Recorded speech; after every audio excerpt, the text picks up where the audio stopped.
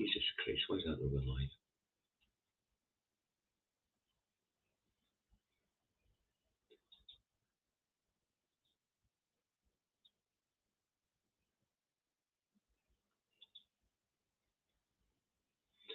Morning, Nancy. Morning, Kevin.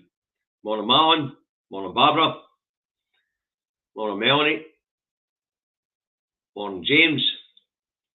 Let's see what we've got on YouTube. Morning, Alison. Morning, John. Morning, wee Bub. Morning, Eddie. Morning, Fiona. Morning, Sandra. Now, folks, don't share my video off Facebook at this point in time. Share it directly right now for YouTube if you want, but no for Facebook. You need to give me 5 minutes at the end of the broadcast to change it to public. Otherwise, when you share it on Facebook just now, when people click on it, it's attachment unavailable. All right. Okay. Right. Where are we? Nearly there. So, good morning. It's Indie Truck Davey out the truck and at home in his office in Salisbury, North Lanarkshire. We've got a naughty step back. Where it is overcast, drizzly, and quite chilly at 7 degrees. So that's a weather forecast for Salisbury, North Lanarkshire. You want to know what the weather's like where you are? Look out your own bloody windy. All right. So let's get this news review underway. This is a news review for the 16th to the 11th, 2022. Better known to you and I as yesterday. All right. The Wednesday started with one main theme in the rags. All right. Russian missile strikes Poland or variations of it. Russia blamed. Russia strikes. Russian missile hits. Putin's war spills into Poland. Problem for the rags is it's all bollocks. None of it is true. It's pure fear-mongering. The UK's in the States, so look who are there. That's where we're at. Okay. Now, the theory is that Russia was behind a missile which struck a farm in Poland. All right? But that was debunked 2 hours after the missile strike hit. NATO Chief Jens Stoltenberg made a statement also later yesterday, the day before, to say that the initial findings suggest it was a Ukrainian missile. The missile was a Ukrainian air defense missile which had gone astray.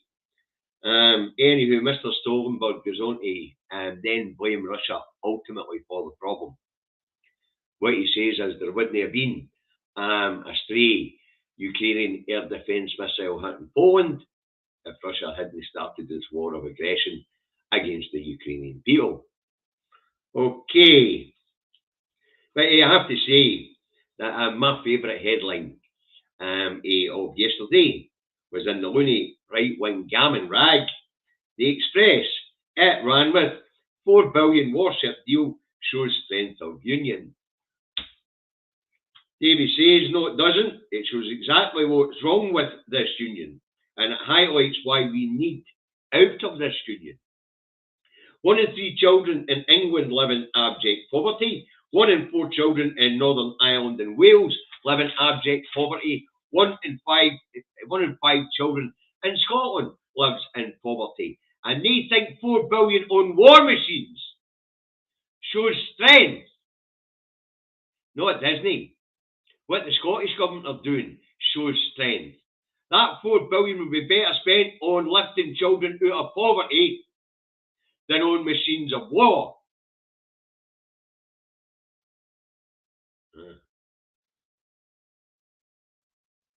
Hey, let's not build machines of war. Let's help Grandma keep the lights on and her house warm. Now, there isn't just a democratic deficit in the UK. There is also a moral difference between the peoples of Scotland and England, and ideological differences between the people of Scotland and England too. The idiots down that road think war machines are more important to the future of their nation than healthy, well-fed, well-educated children. That's how sick they are down that road. we here in Scotland, we wouldn't spend money disproportionately on the war machine. We would use our Wilson resources for the well-being of the people with a proportionate sized defence force, no a bloody war machine.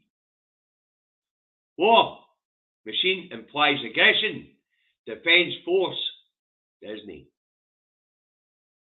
What are we waving in that world stage with that lot doing that road, trying to prove there's still some big hitter or something like that, is why there are so many millions of children living in poverty. Well, there's 250 billion edging towards 350 billion to build 4 new bloody submarines and recommission nuclear weapons. They're crackpots. Healthy, happy, well-educated people are the future of a nation.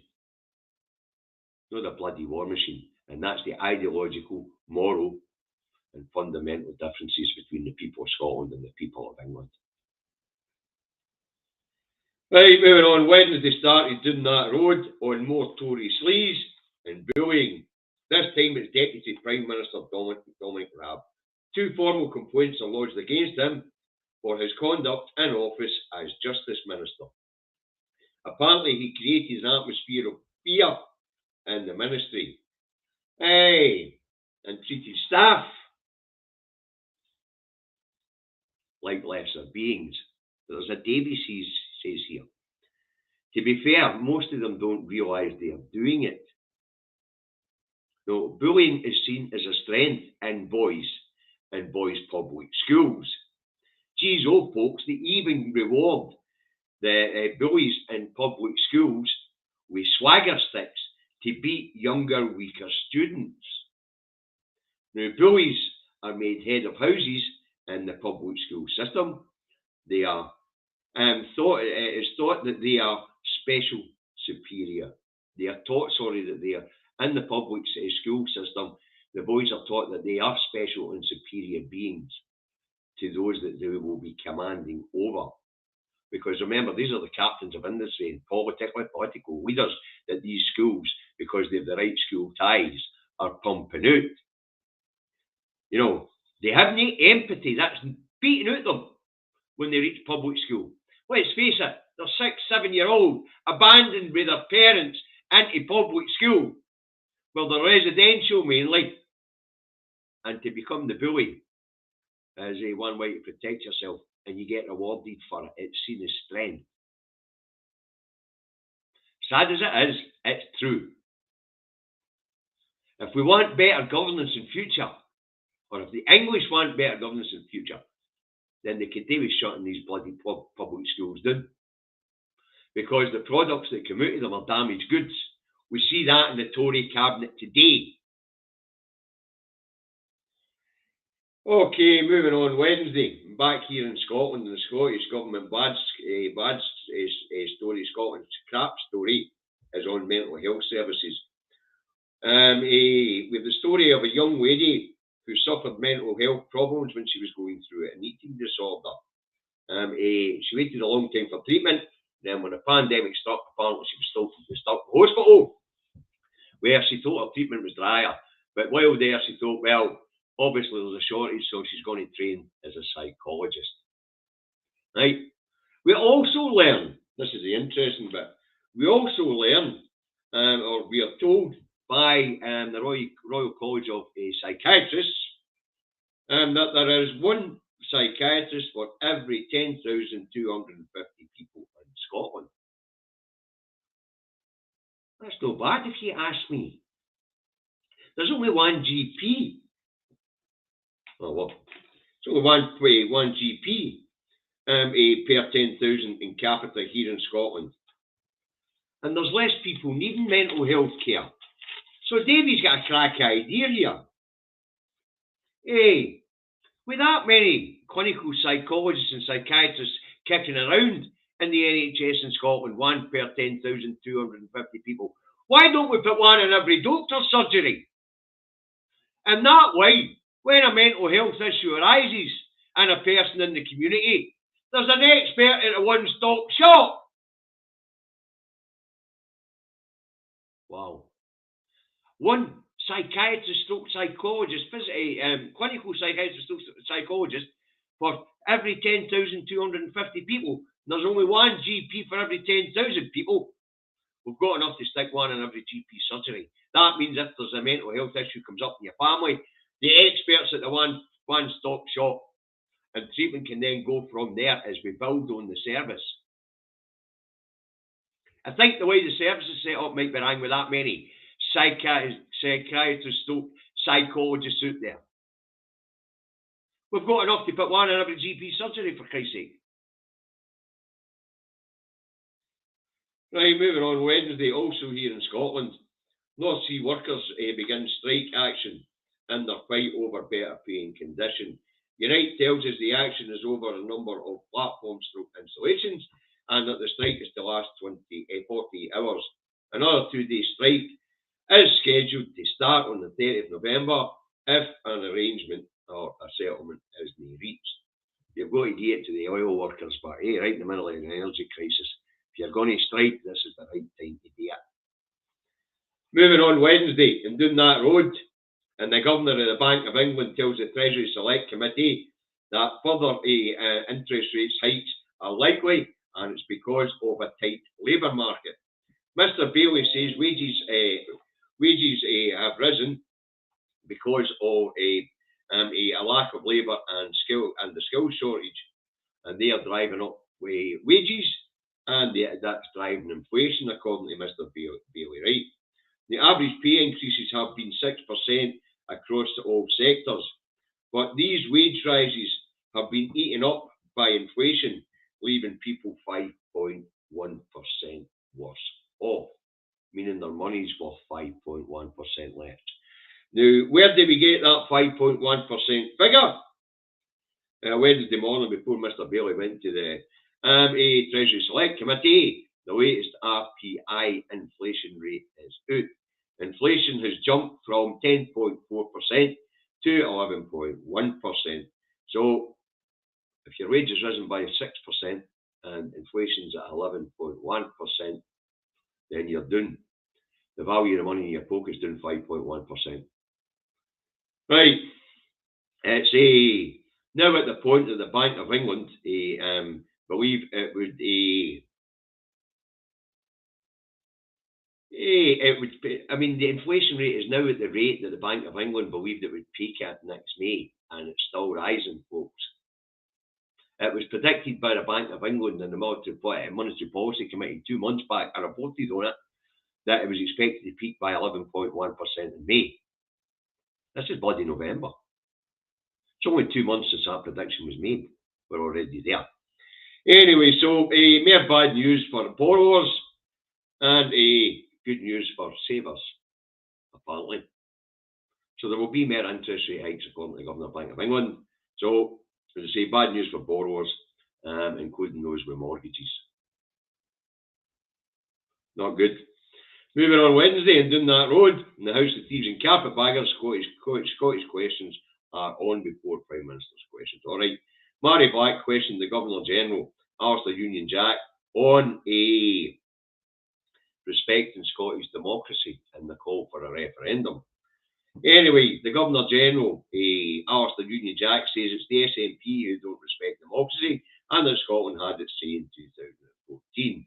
Mary tells the Governor-General that the SNP did respect the result of the 2014 referendum. Why did he think she was there? And she would also take no lessons on democracy from a soon-to-be unelected Baron. Touché, Marie. Anyway, she slapped the Governor-General right across his bus. And once again, it would appear democracy is a one-time event in Scotland when it comes to us asking ourselves what type of governance would suit us best. So apparently we're only ever getting one say on it, folks, and that was in 2014. The Governor-General has spoken on this one issue. Democracy no longer exists. But if it doesn't exist in this issue, it doesn't exist at all in Scotland. Because This issue is at the forefront because of a democratic mandate given to the government of Scotland by the people of Scotland. Right. Anyway, this leads nicely on to the Ipsos Mori poll released yesterday on Scottish independence. 54% yes, a 46% no when the don't knows are removed. No wonder they're offering baubles, no wonder the Looney Raggy Express is screaming, 4 billion ship contract shows strength of union. Ship contract will go to the Coid anyway. That's if we allow the Coid to continue to work for the RUK Armed Services. We've got our own navy to build. We might not have the facility in the room to accommodate a foreign country's needs.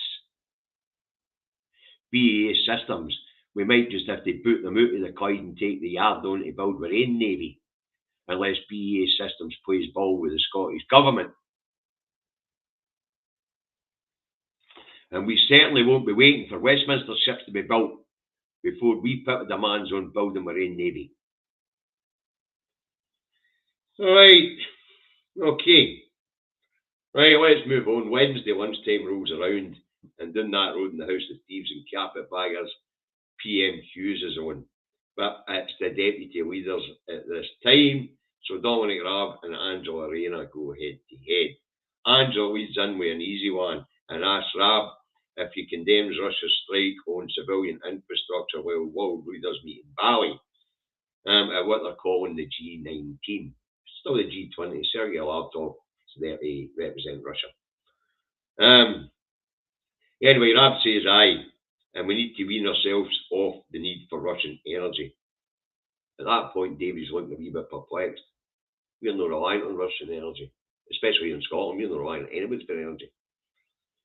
Right, next up, Angela goes on the country's cracking down on tax havens while Britain is not. She asked Raab if we agreed every pound stuck in a UK tax haven is a pound lost to working families. Raab waffled a lot of crap about no tax on the rich so they can come here, invest and grow their businesses and create jobs. He then says the rules on non-dom status are tighter under the Tories than the last Labour government, and that the gap between revenues raised and revenues owed to the tax to the Exchequer were lower under the Tories than under the last Labour government. I don't really have the figures on it, but I would imagine that's tosh. Right, Angela goes on non-dom status. Still hitting working people, and working people are paying for the Tories' bad choices. She then asks Raab's where the UK sits in the latest OECD forecasts for the 38 nations when it comes to growth. Raab dodged the question and went on employment, and we have a stronger, and he also repeats the Bojo lie, strongest growth in the G7. That was the first year we came out of the pandemic. That was 2021, where the spring back for a short period of time, or the reopening up the economy for a short period of time was faster than anywhere else, but that was it. So he repeats a Bojo lie. Okay, Angela laughs at Raab and tells him out of the 38 countries in the OECD rankings, the UK's growth rate placed them at 38 out of 38 nations over the next 2 years. Then she asked about Raab's conduct in office, telling him it's anti-bullying week and will he apologise for being a bully. Raab replied that we have plans for growth and to balance the books, and if we listen to Labour, debt would go up and ordinary people would be paying the price. Oofed. Wow. The lettuce, managed to blow either 30, 40, 50, 60 or 70 billion pound black hole in the finances of the United Kingdom, depending on what publication you read. City AM tends to be quite accurate, and they've got it up at 60 billion that she managed to do out of the UK economy in her mini budget. So anyway, he says Peel would pay the price for the Labour government. On his conduct, he said he'd asked the PM for an inquiry into complaints made against him. So basically, we're back at the Bojo thing, aren't we? Ask my pal if I'm a liar. In this case, it's ask my pal if I'm a bully. And this is a pal that's surrounded himself with bullies because he's feet of the bloody things.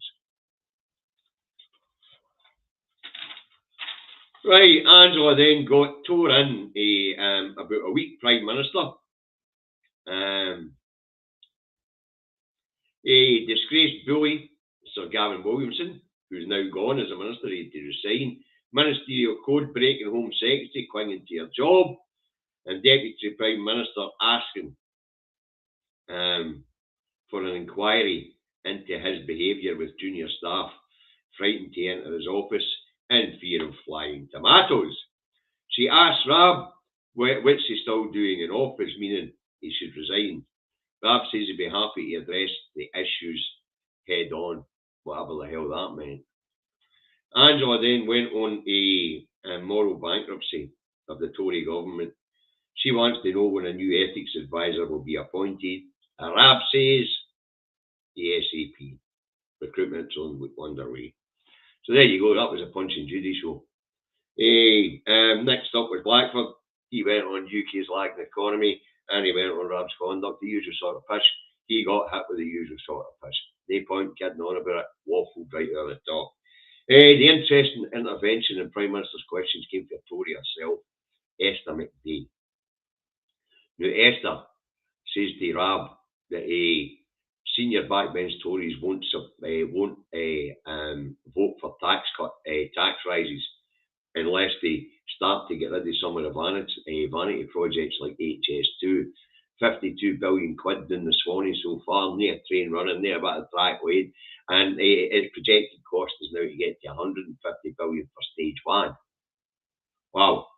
So Esther McVey says to him, scrap HS2 before you start hiking taxes, scrap vanity projects before you start hiking taxes, or senior Tories won't vote for the budget today, which will be coming along any minute now. Right, let's move on. Wednesday and back here in Scotland, the Pravda tells us that child abuse survivors are losing faith in the redress scheme. Apparently compensation's not been dished out quick enough. Scottish Government says they're hiring more people to deal with it. Also Wednesday here in Scotland, secondary school teachers vote to strike over pay and conditions. They join a long queue of people fighting for better pay and conditions. So what we've got, I think university staff are at it. We'll get NHS staff on strike, gone on strike, ambulance staff gone on strike. We'll get the police can't go on strike, so they settled. That's a lie that's out there with the Tories and one of their posters, push gone on strike, scaremongering. Who else we got going on strike? Bloody well, everybody actually, civil servants going to go on strike as well. Absolutely wonderful stuff. We're talking about a government doing that road clinging on with its fingernails. So well. Unbelievable. Well, that was another thing that Alistair Jack told us yesterday, that 41 billion is the highest budget that Scotland's ever had for Westminster, and that they're hell of a generous. And that it's our mismanagement of what little of our funds they give us back the reason why our public services in the shite state they're in. Rather than the mere fact that we're actually got somebody who takes our money from us and gives us back what we need, what they think we need to live off of. Whoever got us into this union was a fucking idiot. Whoever signed up to taking on 10% of the UK's debt while in the union was a fucking idiot. Well. Right. Also Wednesday, 100,000 birds killed to alleviate avian flu. Killed to avian flu, sorry. There's also 12 swans apparently in the Glasgow Park died here. Or there's an investigation in it. And also apparently we have an egg shortage, folks. Okay. And the supermarkets have started rationing eggs. That word rationing is becoming interesting because we're going to find more and more products rationed as we go through this winter. As I say, there's less food coming into the EU. It takes longer to get here from further away. There's less products on my supermarket shelves. The shelf life of these fresh food products is getting less. So expect the term rationing to be bounded about an awful lot more, especially as we run into this recession stroke depression, because nobody's getting any money to import the bloody stuff. Supermarkets have got poorer. The low value of the pound makes it harder to import. And of course, we know that European exporters, just on the export to the UK, it's just not worth the bloody hassle. Right, moving on, Wednesday, and the Supreme Court tells us that we'll find out if Scotland is a country or a colony next Wednesday morning at 9:45 a.m. Right, that's the stories I picked to talk about for yesterday. I hope you found them interesting. I hope you found them informative. I hope you found the delivery entertaining. Okay, let's have a wee look and see what the rags have got to say this morning, shall we? Because we're running in towards the Hunt getting to his feet. I had to be careful how I said that there. Hunt getting to his feet, and we can get a quick calculation of how many people they're going to kill over the next couple of fucking years. Right, let's have a look at Scotland's papers and see what the rags have to say this morning. Scotland's papers, cuts in tax hikes and new age of austerity. Here we fucking go. They've already murdered 330,000 people, bastards. Right, Hunt reveals UK's new age of austerity. Rishi Sunak and Jeremy Hunt will usher in a new era of public spending cuts and tax rises in an attempt to balance books after pandemic and trust. Let's get this straight, folks. There is no black hole in the public finances. There's a reason why there's no black hole in the public finances, because apparently we, the public, own 97% of the Bank of England, and most of the debt, the public debt is owed to the Bank of England, so we owe the money to ourselves. There is no black hole, and there is no need for this carry on. It's just a cult. It is a political choice. Right, the Daily Record has outrageous Tories trash economy, now we have to pay for it. No, we don't actually. I've just said we owe the money to ourselves. Right to half. Wow. The Scotsman goes on. Hunt warns of cuts, tax hikes as inflation hits 41-year high. Well, we spoke about 11.1%. Who's driving inflation? Profiteering. Profiteering. The people who should be hit with fucking tax instead of us. The only rag the Daily Express has D-Day for UK Hunt's fair and honest plans to fix future. These are the bombs that hailed Truss's mini budget as a true Tory budget. Wow, this is a true Tory budget. Run up debt, give the money to your fucking pals, and kill the poor, working them to death to fill the black hole that doesn't exist. Economic illiterate twats. And they live on the fact that most people out there are economically illiterate day. You don't run a nation's finances the way they would have you believe. It's not a household. That's not how it works. The Times has independent supporters draw up battle plans for Judgment Day. Did he? And Hunt tax targets the wealthy. I heard it. We'll see what he's doing. Grin and bear it, says Hunt in the Metro. That's all good. The Herald has warning SNP government faces bursting out budget. Not fucking Disney. Scotland isn't bankrupt. Scotland is one of the richest nations on the planet. The UK is something like the 20th richest nation on the planet. Scotland's the 14th richest nation on the planet. What we have is a wanker next door with a credit card, and he's went mental with it. And he's demanding that we pay the bill. Lies, damn lies, and statistics. The National has date set for Supreme Court ruling on Indy Rev 2. Judges will issue decision on First Minister's plans to hold a fresh vote claims that Scotland's inner voluntary union will be put to the test. In other words, we'll find out for a country or a colony. You'll find out next Thursday morning, because if they rule against, then the Indie Truck Davy show will then be named News of You from the Colony of Scotland. Right, the other right-wing loony rag the Daily Mail has: supermarkets to ration eggs. Asda and Lidl's are first to limit numbers of boxes you can buy as bird flu and war in Ukraine hits supplies. What else we got? Where's the Star? Right, the Star of Scotland. Orange man vows to conquer Red Planet, to boldly go bigly. And this is about Trump. Apparently, his bid for the White House is based on the premise that he's going to conquer Mars. Big red atmosphere planet, atmosphereless planet, a bit like his big orange head. There's nothing between the lugs of that either to drive the engine. Right, well, anyway, that's what I've got for you today, folks. I hope you found it entertaining. I hope you found it informative. Now, Project Fear Mark 2 is underway. Apparently, we don't have any wind anymore.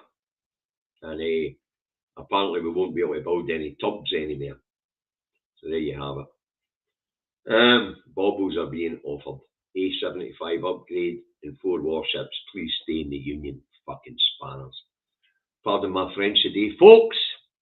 Right, mind, there is a campaign underway. As you can see, war is being waged on Scotland, its public services and its government. Get your eyes on the prize, wise up, learn you how you gonies, get out there and win hearts and minds. You only need to turn one person's mind. You only need to change one person's mind per head. Alright.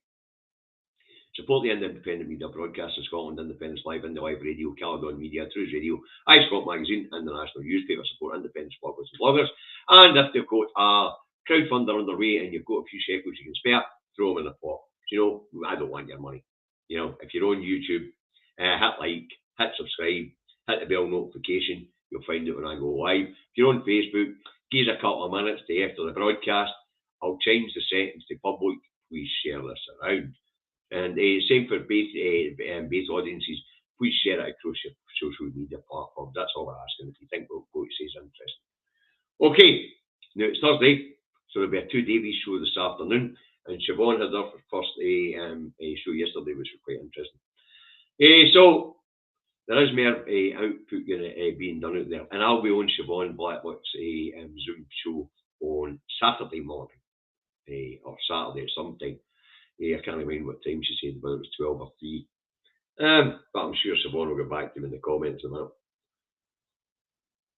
Okay, so that's it for the day. Look after each other. Oh no, it's no. Remember, follow the last couple of bits of guidance. I don't need to tell you what it is anymore. What I will say is, if you're not feeling well, choose some social consciousness and mask up and social distance from your friends, family and neighbours, and that way we'll all stay healthy. Okay, if you're using lateral protests and you're in the health and social care sector, submit your results tab. Look after yourselves. We'll be back today all again tomorrow. First Minister's question today, that I dare say we'll have to go looking for that one later because we've got a budget to look at. Bye for now.